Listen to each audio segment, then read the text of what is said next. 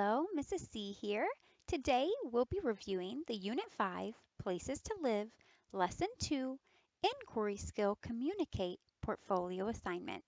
For this portfolio, you'll have two worksheets that you need to print out, complete in your own handwriting, and then turn into your teacher for a grade. Let's look at your lesson and the directions needed. The first page says, look at the plants in this picture. How could you describe these plants to someone else? Today, you will learn how to communicate your ideas to other people. So when we communicate, we share information and ideas. Let's look at page 2. There are 3 different links.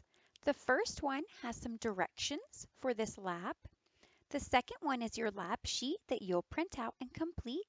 And the third one is a graphic organizer that you will also print out and complete. Let's look at those directions. When you communicate, you write, draw, or tell your ideas. Learn it. Roger looked at a picture of the desert. He wrote what he saw in a word web. So here's an example of a word web, which is what you will find on your second worksheet. Here's a word web for you. All right, look at the picture below. Here are some questions about this picture. What shape are the leaves? What kinds of animals do you think live here? And communicate by making your own word web. So let's look at your worksheet. It's going to be very similar to these directions. Here's an example again. And here is where you are answering these questions. Number 1 says, what shape are the leaves? Wow, look at those leaves. They're so sharp and pointy, right? I would probably say sharp, pointy, and I think they're a little triangular, right? A little bit like a three-sided triangle. So I would say they're sharp, pointy, and triangular. Let's put this in a complete sentence. The leaves are sharp and triangular. I could say, if there was enough space, sharp, pointy, and triangular, but depending on your handwriting, it's a lot bigger than typing. You might only want to put 2 of those words. Number 2, what kinds of animals live here? So let's look at that picture again. Let's look at it in color. I can see there's a lot of sand, right? Plants like cactus and this really pointy bush are growing, but I don't see a lot of trees and I don't see any water. So what kind of animals do you think might live here?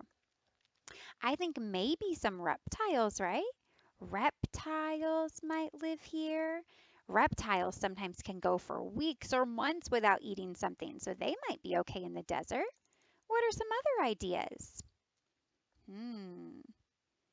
I know sometimes I see different spiders in the desert. Spiders might live here. Sometimes instead of having a web, they live underground. All right, so maybe spiders. What about camels, right? We see camels in the desert, right? Camels might live here. So there are many different ideas that you can write for your sentence for number 2. You think about how dry that desert is and you decide which animal might live there. And then number 3 says communicate by making your own word web about the picture on a separate piece of paper. You already have a word web that you can print out. That way it's already drawn for you and you just have to fill it in. So let's look at Roger's example. He wrote desert because that's the main idea, right? Desert is the main idea. So in our word web, you're going to want to put the same thing. You're going to want to write the word desert. Now you might want to turn your word web over. I can't do that very well, not with typing anyway, but you might want to turn it over like this when you complete it at home. I'm going to keep doing it vertically for now. So desert is our main topic. I want you to think of 3 things that you see in this picture. Roger described this picture, so he wrote blue sky, short plants, tall cactus plant. I don't see a cactus in this picture, right? I do see some short bushes. I see spiky plants. I see a blue sky with clouds. Those are all some ideas. Oh, and a lot of sand too, right? So you're going to want to put 3 different ideas. I'm going to put very sandy in one of my boxes. You're going to want to fill out each one of these with different facts and details that you want to communicate about this picture. Okay, so I'm not going to fill out all three because I want you to do your own work, but remember, fill out each one of these with different things that you see and can describe in that picture.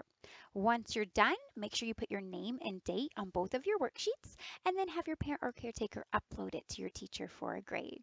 I know you're going to do an amazing job. Well done. I'll see you next time. Goodbye, everyone.